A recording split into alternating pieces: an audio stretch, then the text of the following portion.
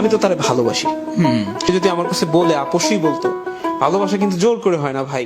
সে যদি আমার বলতো যে রাকিব, আমি একটাবার বলতো যে রাকিব আমি তোমার কাছে থাকবো না, তাহলে আমি কি করতাম, ঠিক আছে তো তুমি তোমার মতো চলে যাও বৈশা। কিন্তু এই রকমের একটা বাচ্চা মেয়ে রাইখা তার ভিডিওগুলো সে করছে বিয়াতে, আপনারা তো দেখছেন, এটা কি কোনো মা পারে এভাবে করতে?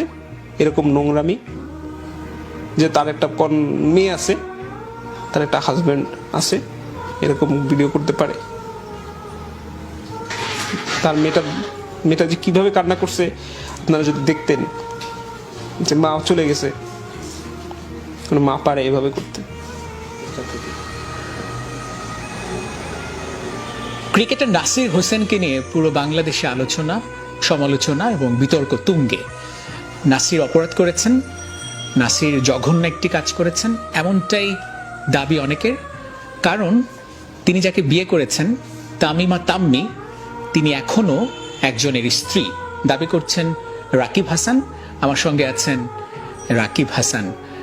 নাসির যাকে বিয়ে করেছেন ধুমধাম করে, নাচ গান করে, সেই তামিমা তাম্মির বর্তমান স্বামী তিনিও, এবং সেটা তিনি দাবি করছেন।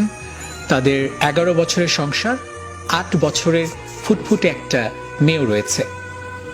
এই অবস্থায় একটি মা কিভাবে পারে এরকম নাচ গানের মাধ্যমে, অনুষ্ঠানের মাধ্যমে বিয়ে করতে বা বিয়ের পিড়িতে বসতে?